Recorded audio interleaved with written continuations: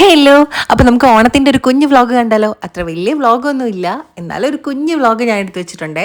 അപ്പോൾ നമുക്ക് ഓണമായിട്ട് ആദ്യം തന്നെ വേണ്ടത് പൂക്കളാണല്ലേ. അപ്പോൾ അതിന് വേണ്ടിയിട്ട് പൂക്കളൊക്കെ ഇത് അരിഞ്ഞിവിടെ സെറ്റാക്കി വെച്ചിട്ടുണ്ട്. നമ്മൾ ഒരു കുഞ്ഞു പൂക്കളാണ് ഉദ്ദേശിക്കുന്നത്. ഇട്ടിട്ട് വരുമ്പോൾ എങ്ങനെയാണെന്ന് അറിയില്ല, നോക്കാം. പിന്നെ നിങ്ങളുടെയൊക്കെ നാട്ടിൽ ഓണത്തിന് എങ്ങനെയാണ് ഒരുക്കുന്നത് എന്നുള്ള റിച്വൽസ് എങ്ങനെയാണെന്നൊക്കെ കമൻറ്റ് ചെയ്യണേ. നമ്മളിവിടെ പൂവടയൊക്കെ ഉണ്ടാക്കിയിട്ടാണ് മാവേലിനെ വരവേൽക്കുന്നത്. പിന്നെ നിങ്ങളുടെ നാട്ടിലെ ഈ കാക്കേരിയപ്പൻ എന്താ പറയുന്നതും കൂടെ കമൻറ്റ് ചെയ്തിരിക്കണേ. അതിൽ അണിയാൻ വേണ്ടിയിട്ടുള്ള സാധനമാണ് ഇത്. അരിപ്പൊടിയും വെണ്ടയ്ക്കും കൂടെ മിക്സ് ചെയ്തിട്ടുള്ള സാധനമാണ്. പിന്നെ വിളക്കൊക്കെ ഒരുക്കി വെച്ചിട്ടുണ്ട്. പിന്നെ കാക്കേരിയപ്പനും കുത്താനുള്ള പൂക്കളൊക്കെ നമ്മൾ സെറ്റ് ചെയ്ത് വെച്ചിട്ടുണ്ട്. ഇത് മാത്രമല്ല, ഇതുവരെ കുറേ വർഷമായിട്ട് ഉപയോഗിച്ച കുറേ ഇരിപ്പുണ്ട്. അങ്ങനെ നമ്മൾ പൂക്കളിടാൻ സ്റ്റാർട്ട് ചെയ്തിട്ടുണ്ട്. നമ്മൾ വരച്ചിട്ടാണ് ഇട്ട് കൊടുക്കുന്നത്. ഒരു കുഞ്ഞു ഡിസൈനാണ് ഉദ്ദേശിക്കുന്നത്. ചിലപ്പോൾ പൂക്കൾ കൂടുതലുണ്ടെങ്കിൽ ഇട്ടിട്ട് വരുമ്പോൾ നല്ല വലിയ ഡിസൈനായിട്ട് മാറും. അങ്ങനെയാണ് എല്ലാ വർഷവും സംഭവിക്കാറ്. അപ്പോൾ പൂക്കൾ ഇപ്പം നിങ്ങൾ നോക്ക്, കാണുമ്പോൾ തന്നെ അറിയാലോ, നേരത്തെ ഇട്ട പോലെയല്ല, എക്സ്ട്രാ 2-3 ലെയറും കൂടെ വന്നിട്ടുണ്ട്. അപ്പോൾ ഒരു വലിയ പൂക്കളായിട്ട് മാറിയിട്ടുണ്ട്. അപ്പോൾ ഫൈനലി നമ്മുടെ പൂക്കളൊക്കെ എങ്ങനെയുണ്ടെന്ന് നോക്കിയാലോ. വിളക്ക് വെച്ചിട്ടുണ്ട്, ഇലയിൽ ചന്ദനം പൂവും വെച്ചിട്ടുണ്ട്, ചന്ദനത്തിരി വെച്ചിട്ടുണ്ട്, പിന്നെ കിണ്ടിയിൽ വെള്ളം പൂവും വെച്ചിട്ടുണ്ട്. പിന്നെ ഇതാണ് നമ്മുടെ അടിപൊളി പൂക്കളം. എങ്ങനെയുണ്ടെന്ന് കമൻറ്റ് ചെയ്തേക്കണേ. പിന്നെ ചെരാതൊക്കെ വെച്ചിട്ട് നമ്മൾ അലങ്കരിച്ചിട്ടുണ്ട്. പിന്നെ നമ്മൾ മാവേലിക്ക് കഴിക്കാൻ വേണ്ടിയിട്ടാണെന്ന് വിചാരിച്ചിട്ടാണ് ഈ പൂവടയൊക്കെ ഉണ്ടാക്കുന്നത്. പൂവടയും പഴമൊക്കെ വെച്ചിട്ട്. പിന്നെ നാളികേരം വെട്ടി വെക്കുന്നുണ്ട്. അതെന്തോ ഒരു റിച്വലാണ്, കറക്റ്റായിട്ട് എനിക്കറിയത്തില്ല.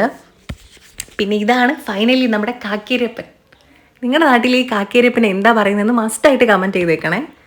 അപ്പോൾ കാക്കേരിയപ്പനും പൂവൊക്കെ വെച്ച് നല്ല അടിപൊളിയായിട്ട് അലങ്കരിച്ചിട്ടുണ്ട്. എല്ലാവരുടെ നാട്ടിലും ഇങ്ങനെയൊക്കെ തന്നെയാണോ ചെയ്യാറെന്ന് കമൻറ്റ് ചെയ്യണേ. എല്ലായിടത്തും നല്ല വ്യത്യസ്തമായിട്ടാണ് ചെയ്യാമെന്ന് എനിക്കറിയാം. പക്ഷേ ഓരോരുത്തരുടെ സ്ഥലത്ത് കേൾക്കുമ്പോൾ നമുക്കൊരു രസമല്ലേ. അപ്പോൾ എല്ലാവരും ഒന്ന് കമൻറ്റ് ചെയ്തേക്കണേ നിങ്ങളുടെ അവിടെയൊക്കെ എങ്ങനെയാണെന്നുള്ളത്. പിന്നെ നമ്മൾ രാവിലെ അങ്ങ് കുളിച്ചിറങ്ങി സാരിയൊക്കെ എടുത്തിട്ട് സുന്ദരിക്കുട്ടിയായി. ഇനി നമ്മുടെ നെക്സ്റ്റ് കലാപരിപാടി എന്താണെന്ന് വെച്ച് കഴിഞ്ഞാൽ സദ്യ കഴിക്കുക എന്നുള്ളതാണേ.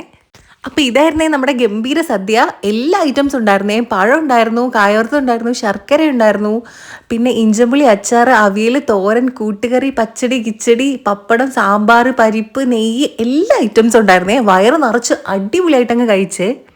സദ്യം കഴിച്ചിട്ട് അങ്ങ് കിടന്നുറങ്ങാമെന്ന് വിചാരിച്ചപ്പോൾ എല്ലാവരും പറഞ്ഞു എന്നാൽ പിന്നെ ഒരു മൂവിക്ക് പോയാലോ എന്ന്. പിന്നെ ഒന്നും നോക്കിയില്ല, നമ്മൾ മൂവിക്ക് പോകാൻ അങ്ങ് ഇറങ്ങിയേ. വീടിൻ്റെ അടുത്തുള്ള ഒരു കുഞ്ഞ് തിയേറ്ററിലാണ് ഫിലിം കാണാൻ പോകുന്നത്. തിയേറ്ററിൻ്റെ അടുത്തേക്ക് പോകുമ്പോൾ ഉള്ള അമ്പലങ്ങളുടെ ചുവരുകളാണ് നിങ്ങൾ ഈ കണ്ടുകൊണ്ടിരിക്കുന്നത്. നല്ല അടിപൊളിയാണ് കേട്ടോ കാണാനായിട്ട്. നമ്മൾ വേറെ ഏതോ പ്ലേസിലെത്തിയ പോലെയാണ് തോന്നുക. അങ്ങനെ നമ്മൾ തിയേറ്റർ എത്തി. നമ്മൾ ടിക്കറ്റ് ഒന്നും ബുക്ക് ചെയ്തിട്ടുണ്ടായിരുന്നില്ലടാ. നമ്മൾ അൺഎക്സ്പെക്റ്റഡ് ആയിട്ട് പോയതാണല്ലോ. നേരത്തെ ആണെങ്കിൽ ബുക്ക് ചെയ്തിട്ടൊക്കെ പോകായിരുന്നു. പക്ഷെ നമ്മൾ കിട്ടുവാണെങ്കിൽ കയറാമെന്ന് വിചാരിച്ചിട്ടാണ് പോയത്. പോയപ്പോൾ കുറച്ച് ടിക്കറ്റ് ഉണ്ടായിരുന്നു, നമുക്ക് കിട്ടി. പിന്നെ നമുക്ക് തിയേറ്ററിൽ പോകുമ്പോൾ മസ്റ്റായിട്ടുള്ളൊരു കാര്യമാണല്ലോ ഈ പോപ്കോൺ കഴിക്കുക എന്നുള്ളത്. അപ്പോൾ എൻ്റെ അനിയതിക്കാണെങ്കിൽ ഈ പോപ്കോൺ ഭയങ്കര ഇഷ്ടമാണ്. അപ്പോൾ അത് വാങ്ങിക്കാമെന്ന് വിചാരിച്ചിട്ട് നമ്മൾ പോപ്കോൺ മേടിക്കാൻ വേണ്ടി പോയേ. അതും വാങ്ങിച്ചിട്ട് നമ്മൾ ദാങ്ങ് തിയേറ്ററിൽ കയറുവാണ്.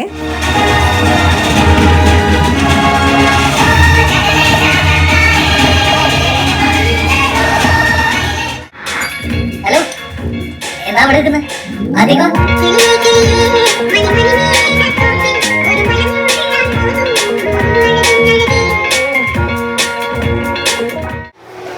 എൻ്റെ പൊന്നെടാ, ഞാൻ വിചാരിച്ച പോലെ ഒന്നുമല്ല, നല്ല അടിപൊളി ഫിലിമാണ്. നിങ്ങൾ കണ്ടിട്ടില്ലെങ്കിൽ ഉറപ്പായിട്ടും പോയി കണ്ടു നോക്കണേ. ഞാൻ എന്തായാലും റെക്കമെൻഡ് ചെയ്യും. അപ്പോൾ ഇനി നമുക്ക് നമ്മുടെ ഗിവ് അവേയിലേക്ക് അങ്ങ് കടന്നാലോ. കാര്യത്തിലോട്ട് അങ്ങ് കിടക്കാം. ഗിവ് അവേ എന്താണെന്ന് വെച്ച് കഴിഞ്ഞാൽ ഇത്ര നാളെ ചെയ്ത പോലെ അല്ലടാ. നമ്മളെ ഒരുപാട് അങ്ങ് സപ്പോർട്ട് ചെയ്ത് നിൽക്കുന്ന കുറേ പേരുണ്ട്. നമ്മുടെ വീഡിയോസ് വരുമ്പോൾ, പുതിയ വീഡിയോസ് വരുമ്പോൾ ഉടനെ വന്ന് കാണുക, ലൈക്ക് ചെയ്യുക, കമൻറ്റ് ചെയ്യുക. അതുപോലെ തന്നെ നമ്മൾ സബ്സ്ക്രൈബും ചെയ്തിട്ട് നമ്മുടെ കൂടെ കട്ടയ്ക്ക് ഇത്ര നാൾ, ഞാനിപ്പോൾ ഒരു 25 വീഡിയോസോളം ഇട്ടിട്ടുണ്ട്. ആ വീഡിയോസിനെല്ലാം വന്ന് കമൻറ്റും ലൈക്കും ഒക്കെ ചെയ്ത് ഡെയിലി നമ്മൾ സപ്പോർട്ട് ചെയ്തുകൊണ്ടിരിക്കുന്ന കുറേ പേരുണ്ട്. അപ്പോൾ ഞാൻ ഓർത്തു അവർക്കും കൂടെ എന്തെങ്കിലും ഗിഫ്റ്റായിട്ട് ഗിവ് അവേ കൊടുക്കാമെന്ന് വിചാരിച്ചിട്ടുണ്ട്. കമ്മ്യൂണിറ്റി സ്പോട്ടിലായിട്ട് നോക്കിയാൽ അറിയാൻ പറ്റും ആരൊക്കെയാണ് എന്നെ കട്ടയ്ക്ക് സപ്പോർട്ട് ചെയ്ത് കൂടെ നിൽക്കുന്നതെന്ന്. സോ അവർക്കായിരിക്കും നമ്മുടെ അടുത്ത ഗിവ് അവേ. സോ എല്ലാവരും സപ്പോർട്ട് ചെയ്ത് കൂടെ നിൽക്കുക. ഡെയിലി കമൻറ്റ് ഇട്ടോളൂ നിങ്ങൾ. അതുപോലെ തന്നെ ലൈക്കും ഷെയറും സപ്പോർട്ടും ഒക്കെ ചെയ്യുക. ഗിവ് അവേ ഡേറ്റ് ഉടനെ പറയുന്നതായിരിക്കും കേട്ടോ. അപ്പോൾ okay, bye bye, love you all.